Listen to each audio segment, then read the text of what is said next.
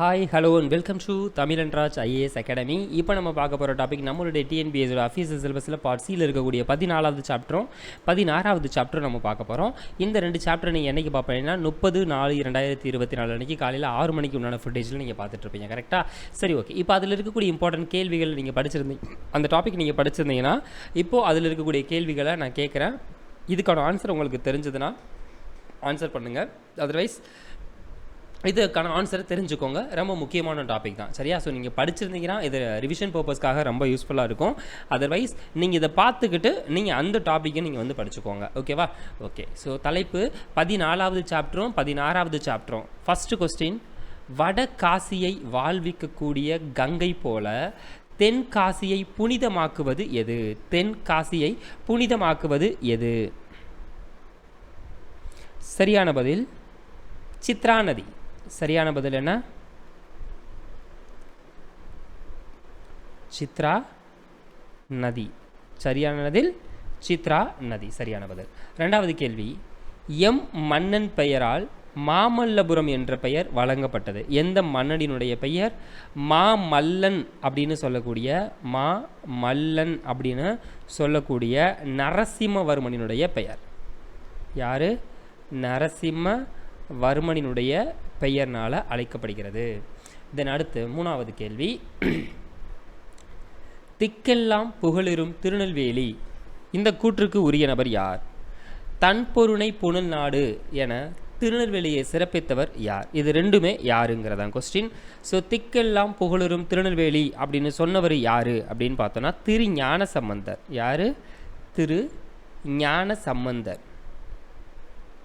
தென் அடுத்து தன்பொருணை புனல் நாடு அப்படின்னு சொன்னவர் யார் அப்படின்னு பார்த்தோன்னா சேக்கிலார். தன்பெருணை புனல் நாடு அப்படின்னு சொன்னது யார்? சேக்கிலார். தென் பொதியில் ஆயினும் இமயம் ஆயினும் 17 அறியா பழங்குடி என பொதிகை மலையினுடைய சிறப்பை பாடிய நபர் யார்? சரியான பதில் இளங்கோவடிகள். சரியான பதில் இளங்கோவடிகள். ஐந்தாவது கேள்வி, திரிகூடமலை என வழங்கப்படக்கூடிய மலை என்ன மலை? திரிகூடமலை என வழங்கப்படக்கூடிய மலை என்ன மலை? சரியான பதில் குற்றாலமலை. ஆறாவது கேள்வி, தாமிரபரணி ஆறை முன்னர் எவ்வாறு அழைத்தனர்? தாமிரபரணி ஆறை இதற்கு முன்னர் எவ்வாறு அழைத்தனர்? தன்பொருணை நதி என அழைத்தனர். என்ன பேர் சொன்னாங்க? தன்பொருணை நதி அப்படின்னு சொன்னாங்க. ஏழாவது கேள்வி, தாமிரபரணி கடலோடு கலக்கக்கூடிய இடத்தில் டாஸ் என்னும் துறைமுகம் இருந்தது. கடலோடு கலக்கக்கூடிய இடத்துல என்ன துறைமுகம் இருந்துச்சு? சரியான பதில் கொர்க்கை. சரியான பதில் கொர்க்கை. எட்டாவது கேள்வி, முத்துப்படு பரப்பிற்கொர்க்கை முன்றுரை அப்படின்றது எந்தது? கொர்க்கையில் பெருந்துரை முத்து என கொர்க்கை முத்தை சிறப்பிக்கக்கூடிய சங்க இலக்கியங்கள் எது? முத்துப்படு பரப்பிற்கொர்க்கை முன்றுரை அப்படின்னு சொன்னது வந்து நற்றிணையில். அப்படின்னு எந்த நூலில் சொல்லியிருக்காங்க? நற்றிணையில் சொல்லியிருக்காங்க. கொர்க்கையில் பெருந்துரை முத்து அப்படின்றது எந்த நூலில் சொல்லியிருக்காங்க? அகநானூரில் சொல்லியிருக்காங்க. எந்த நூல்? அகநானூறு. தென் ஒன்பதாவது கேள்வி, கிரேக்க ரோமாபுரி நாடுகளைச் சேர்ந்தவர்களை எவ்வாறு அழைத்தனர்? கிரேக்க ரோமாபுரி நாடுகளை சார்ந்த நபர்களை எவ்வாறு அழைத்தனர்? யவனர்கள். எப்படி அழைத்தனாங்க? எப்படி அழைச்சாங்க? யவனர்கள் அப்படின்னு சொன்னாங்க. பத்தாவது கேள்வி, திருநெல்வேலியில் மாதந்தோறும் திருவிழா நடைபெறுவதை திங்கள் நாள்விழா மல்கு திருநெல்வேலியூரை செல்வர் தாமே. திங்கள் நாள்விழா மல்கு திருநெல்வேலியுரை செல்வர் தாமே எனும் பாடலை பாடிய நபர் யார்? சரியான பதில் திருஞான சம்பந்தர். திருஞான சம்பந்தர். தென் 11வது கேள்வி, காவற்புரை தெரு, கூளை கடை தெரு, அக்கச்சாலை அப்படின்னா என்ன? ஃபஸ்ட்டு காவல்புரை அப்படிங்கிறது சிறைச்சாலையை மென்ஷன் பண்ணியிருப்பாங்க. சிறைச்சாலை. கூளை கடை தெரு அப்படிங்கிறது தானியம் விற்கக்கூடிய இடம் அப்படின்னு மென்ஷன் பண்ணியிருப்போம். அக்கச்சாலை அப்படிங்கிறது அணிகலன்களும் பொற்காசுகளும் உருவாக்கக்கூடிய இடம் அப்படின்னு மென்ஷன் பண்ணியிருப்பாங்க. தென் இரட்டை நகரங்கள் என்று அழைக்கப்படுபவை எது? தென்னிந்தியாவினுடைய ஆக்ஸ்போர்டு என கருதப்படுவது எது? இரட்டை நகரம் அப்படிங்கிறது திருநெல்வேலியும் பாளையம் கோட்டையும். தென்னிந்தியாவினுடைய ஆக்ஸ்போர்டு அப்படின்னு கருதக்கூடியது எது அப்படின்னு பார்த்தோன்னா பாளையம் கோட்டை. தென்னிந்தியாவின் ஆக்ஸ்போர்டு அப்படிங்கிறது எது? பாளையம் கோட்டை. ஜி.யு. போப், கால்டுவெல், வீரமாமுனிவர் போன்றவர்களை தமிழின் பால் ஈர்த்த பெருமைக்கு உரியது எது? ஜி.யு. போப், கால்டுவெல், வீரமாமுனிவர் இவங்களை தமிழின் பால் ஈர்த்த பெருமைக்கு உரிய சிறப்புமிக்க ஊர் எதை சொல்கிறாங்க? திருநெல்வேலியை தான் சொல்கிறாங்க. எந்த ஊரை சொல்கிறோம்? திருநெல்வேலி தான் சொல்கிறோம். தென் காயல்பட்டினத்தில் வகித்த பெரிய வாணிகர் அப்படிங்கிறது யார்? காயல்பட்டினத்தில் வசித்த பெரிய வாணிகர் சீதக்காதி. பெரிய வாணிகர் யார்? சீதக்காதி. தென் நுண்துளி தூங்கும் குற்றாலம் என பாடிய நபர் யார்? சரியான பதில் திரு ஞான சம்பந்த. குற்றால முனிவர் என பாராட்டப்பட்டவர் யார்? குற்றால முனிவர் என பாராட்டப்பட்ட நபர் யார்? சரியான பதில் டி.கே. சிதம்பரனார்.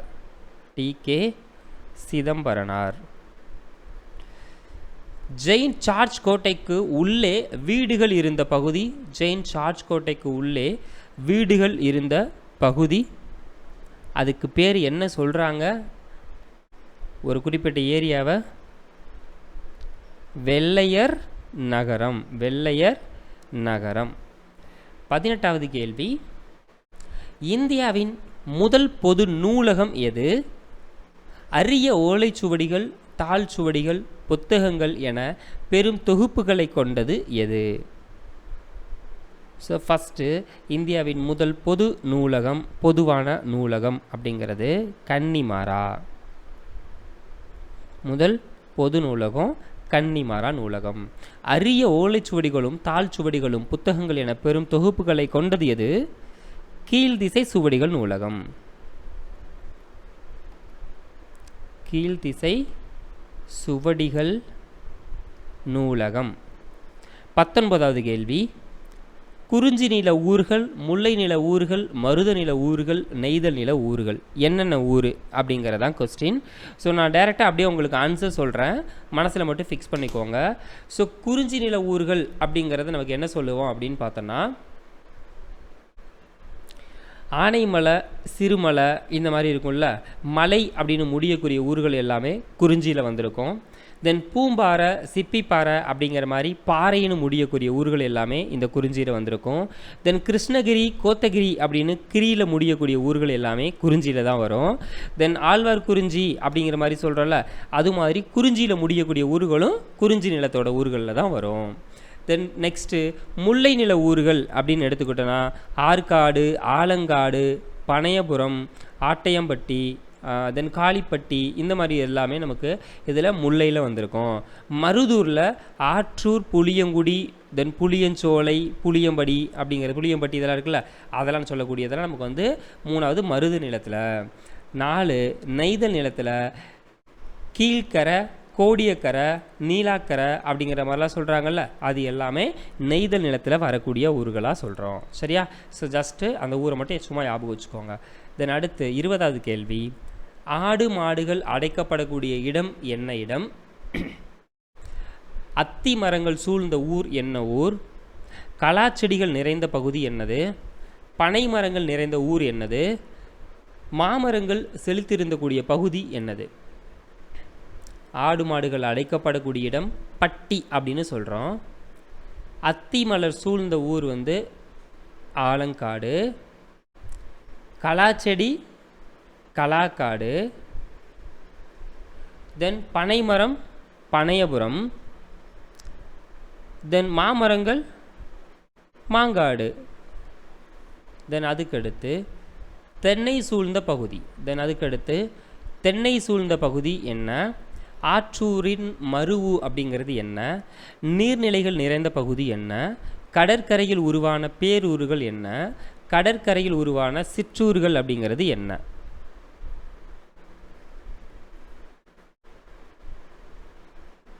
தென்னை மரம் இருக்கிறதுக்கு பேர் என்னது? தென்னை, தெங்கூர். தென்னைனா தெங்கூர் அப்படின்னு சொல்லலாம்.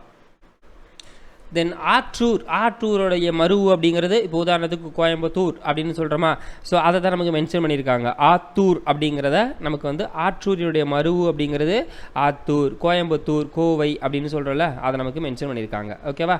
தென் நீர்நிலைகள் நிறைந்த பகுதி அப்படிங்கிறது சீவலப்பேரி. கடற்கரையில் உருவான பேரூர்கள் வந்து பட்டினம். கடற்கரையில் உருவான சிற்றூர்கள் வந்து பாக்கம். தென் தற்போது அழைக்கப்படுவது மதுரை அப்படின்றது என்னவா சொல்கிறோம்? மதுரை அப்படின்னு சொல்கிறோம். கோவன்புத்தூர் அப்படிங்கிறது என்ன சொல்கிறோம்? கோயம்புத்தூர் அப்படின்னு சொல்கிறோம். கோயம்புத்தூர் அப்படின்னு சொல்கிறோம். சரிங்களா? ஸோ இங்கே நமக்கு வந்து நீர் என்ன சொல்கிறோம்? தென்னைக்கு நமக்கு வந்து தெங்கூர்னு சொல்கிறோம். ஆத்தூர் அப்படிங்கிறது, ஆற்றூருடைய மருவு அப்படிங்கிறது ஆத்தூர் தான். ஓகேவா? ஸோ ஆற்றூருடைய மருவு நமக்கு ஆத்தூர் அப்படின்னு சொல்கிறோம். கோவன்புத்தூருடைய மருவு அப்படிங்கிறது கோயம்புத்தூர். மதுரை அப்படிங்கிறத எப்படி சொல்கிறோம்? இப்போ மதுரைன்னு சொல்கிறோம். தென் தூங்கா நகர், திருவிழா நகர், கோவில் மாநகர், தென்னிந்தியாவின் ஏதென்ஸ், இதெல்லாம் எந்த ஊர்? சரியான பதில் மதுரை தான். மதுரை தமிழ் கெழுக்கூடல் என கூறக்கூடிய நூல். மதுரையை தமிழ் கெழுக்கூடல் என கூறக்கூடிய நூல் என்ன நூல்? சரியான பதில் புறநானூறு. சரியான பதில் புறநானூறு. சேரநாடு, சோழ நாடு, பாண்டிய நாடு, தொண்டை நாடு, இது இந்த உடைத்துன்னு சொல்லுவாங்கள்ல, அது மாதிரி தான்.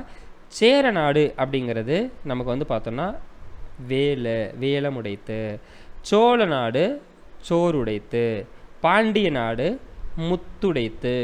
தொண்டை நாடு சான்றோர் உடைத்து. தொண்டை நாடு சான்றோர் உடைத்து. மதுரை வீதிகளினுடைய பெயர் என்ன? அறுவை வீதி, கூல வீதி, பொன் வீதி, மன்னவர் வீதி, மறையவர் வீதி. அது அப்படின்னா என்ன அப்படிங்கிறதா. அறுவை வீதியில் என்ன அப்படிங்கிறது, அந்த வீதிக்கான பொருள் என்ன அப்படின்னு பார்த்தோம்னா ஆடைகள். ஸோ மதுரையில் அறுவை வீதி அப்படிங்கிறது ஆடைகள் விற்கக்கூடிய கடை வீதி. ஆடைகள் விற்கும் கடை வீதி. கூல வீதி அப்படிங்கிறது, கூலம் அப்படின்னா தானியம், கூலம் அப்படிங்கிறது தானிய கடை வீதி. பொன் வீதி அப்படிங்கிறது பொற்கடை வீதி. பொன் வீதி அப்படிங்கிறது பொற்கடை வீதி. மன்னவர் வீதி அப்படிங்கிறது மன்னர் வாழும் வீதி. மன்னவர் வீதிங்கிறது மன்னர் வாழும் வீதி. மறையவர் வீதி அப்படிங்கிறது அந்தனர் வீதி. மறையவர் வீதிங்கிறது அந்தனர் வீதி. சரியா? அடுத்து 27. சிலப்பதிகார காப்பிய தலைவன் கோவலன் கொலைகளப்பட்ட இடம். கோவலன் கொலைகளப்பட்ட இடம் எந்த பிளேஸ்? கோவலன் பொட்டல். கோவலன் பொட்டல். 28.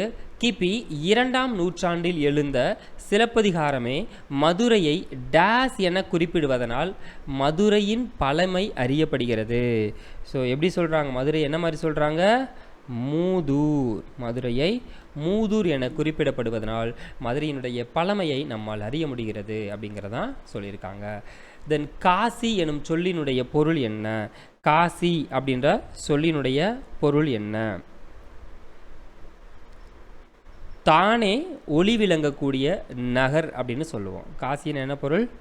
தானே ஒளி, லைட் இருக்குல்ல, லைட்டு ஒளி விளங்கும் நகர் அப்படின்னு சொல்கிறோம். ஒளி விளங்கும் நகர் அப்படிங்கிறத நம்ம வந்து சொல்கிறோம். ஓகேவா? பேஜ் நம்பர் 17 தென்காசி மார்க் பண்ணியிருப்பாங்க. ஓகேவா? தென் 30. கடம்பவனம் அப்படின்னா என்ன? வேணுவனம் அப்படின்னா என்ன? கடம்பவனம் அப்படின்னா கடம்ப மரங்கள் நிறைந்த காடு. வேணு வனம் அப்படின்னா மூங்கில் மரங்கள் நிறைந்த காடு. வேணுவனம் அப்படிங்கிறது திருநெல்வேலியினுடைய இன்னொரு பேர். வேணுவனம் அப்படிங்கிறது திருநெல்வேலியினுடைய மற்றொரு பெயர். தென் மூச்சு பயிற்சியே உடலை பாதுகாக்கும் என்று கூறிய நபர் யார்? சரியான பதில் திருமூலர். சரியான பதில் திருமூலர். வாயு வழக்கம் அறிந்து செறிந்தடங்கில் ஆயுள் பெருக்கம் உண்டாம் என வாயுதாரணை எனும் அதிகாரத்தில் காற்றை சிறப்பித்த நபர் யார்? சரியான பதில் பிற்கால ஔவையார். சரியான பதில் பிற்கால ஔவையார். மலர்களின் நறுமணத்தை அள்ளி வரும்பொழுது கூடவே வண்டுகளையும் அழைத்து வருவதாக வண்டொடு புக்க மணவாய் தென்றல் என பாடிய நபர் யார்? சரியான பதில் இளங்கோவடிகள். சரியான பதில் இளங்கோவடிகள். 4 திசையிலும் காற்றினுடைய பெயர். 4 திசையிலும் காற்றினுடைய பெயர். ஸோ கிழக்கு திசையில் அதனுடைய பெயர் என்ன சொல்லுவாங்க அப்படின்னு பார்த்தோன்னா குணக்கு கொண்டல். குணக்கு கொண்டல் அப்படின்னு சொல்லுவோம். மேற்கு அப்படிங்கிறத நமக்கு என்ன சொல்லுவோம்? குடக்கு அப்படின்னு சொல்லுவோம். குடக்கு. வடக்குனா வாடை தான். தெற்குனா தென்றல். தெற்குனா தென்றல். தென் நன்தமிழும் தன்பொருணை நன்னதியும் சேர்பொறுப்பி செந்தமிழின் பின் நுதித்த தென்றலே என காற்றை தூது செல்ல பாடிய நபர் யார்? சரியான பதில் பலபட்டடை சொக்கநாத புலவர். பலபட்டடை சொக்கநாத புலவர். தென் அடுத்த கேள்வி, நலியிரு முன்னே நாவாய் ஓட்டி வழி தொழில் ஆண்ட உறவோன் மருக களி இயல் யானை கரிகால் வளவ என கரிகால் பெருவளத்தானை பாடிய நபர் யார்? சரியான பதில்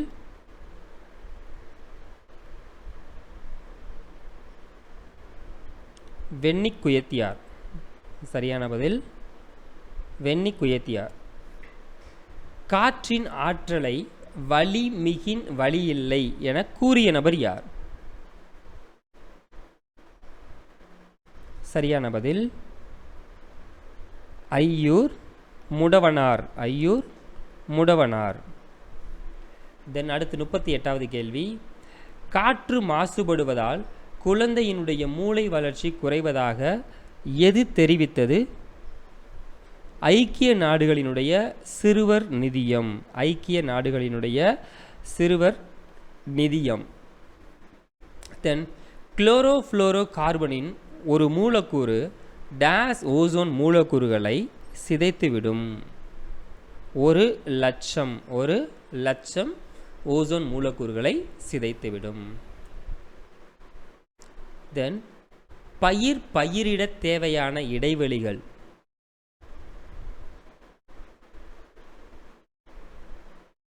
அதில் ஒவ்வொன்று சொல்லுவோம். நெல்லுக்கு என்ன, கரும்புக்கு என்ன, வாழைக்கு என்ன, தென்னைக்கு என்ன. ஸோ நெல் அப்படின்னு எடுத்துக்கிட்டோன்னா அது நண்டு போகிற அளவுக்கு இருக்கணும். ஒரு இதுக்கும் இன்னொன்றுக்கும் நண்டோட அப்படின்னு சொல்லுவாங்க. தென் கரும்புக்கு ஏரோட. கரும்புக்கு ஏரோட. வாழைக்கு வண்டியோட. வாழைக்கு வண்டியோட. தென்னைக்கு அப்படிங்கிறத நமக்கு என்ன சொல்லுவோம்? தேரோட. தென்னைக்கு தேரோட. ஸோ தேர் போகிற சைஸு ஒரு தென்னைக்கும் இன்னொரு இடத்துக்கும் கேப் இருக்கணும் அப்படிங்கிற மாதிரி. தென் கோமியம், சாணம், பால், தயிர், நெய் ஆகிய 5 பொருட்கள் கலந்து செய்யக்கூடிய அந்த கலவைக்கு பேர் என்ன பேர்? 5 பஞ்ச கவ்வியம். பஞ்ச கவ்வியம். தென் 42, உலகம் ஐம்பூதங்களால் ஆகியது என்பதை நிலம், நீர், தீ, வலி, விசும்போடு 5ம் கலந்த மயக்கம் ஆதலின் என கூறுவது எது? தென் மண் திணிந்த நிலனும் நிலன் ஏந்திய விசும்பும் அப்படின்னு சொல்லிட்டு 5 இயற்கை போல் என கூறுவது எது? ஸோ 42. ஸோ ஃபஸ்ட்டு நிலம், நீர், தீ, வலி, விசும்போடு அப்படின்னு சொன்னது எது? எந்த நூல்? தொல்காப்பியம். மண் திணிந்த நிலனும் நிலன் ஏந்திய விசுமும் அப்படின்னு சொன்ன நூல் எந்த நூல்? புறநானூறு. புறநானூறு. தென் உலகம் உருண்டையானது என்பதை சுழன்றும் ஏற்பினது உலகம் என கூறிய தமிழ் குறள். சரியான பதில் திருவள்ளுவர். யாரு சொன்னது அப்படின்னு பார்த்தோன்னா இந்தது சுழன்றும் ஏற்பினது உலகம் என கூறிய தமிழ் அரசர், தமிழ் கிங் அப்படின்னு எவரை வேணால் சொல்லலாம். யார் சொன்னால்? திருவள்ளுவர். தென் 44 ஞாயிற்றை சூழ்ந்துள்ள பகுதியை செஞ்ஞாயிற்று செவும் அஞ்ஞாயிற்று பறிப்பும் பறிப்பு சூழ்ந்த மண்டிலமும் என ஞாயிற்று வட்டம் என குறிப்பிடுவது எந்த நூல்? சரியான பதில் புறநானூறு. சரியான பதில் புறநானூறு. தானே ஒளிவிடக்கூடிய ஞாயிறு ஞாயிறிடமிருந்து ஒளி பெற்று ஒளியை விடக்கூடியவற்றை டாஸ் அப்படின்னு சொல்கிறோம். தானே ஒளிவிடக்கூடிய ஞாயிறு நாள் மீன், ஒளிவிடக்கூடியவற்றது கோல் மீன். ஒளிவிடக்கூடியது கோல் மீன். 45. தென் சந்திர கிரகணம் பற்றி திங்களை பாம்பு கொண்டற்று என கூறக்கூடிய நூல் எந்த நூல்? சரியான பதில் திருக்குறள்.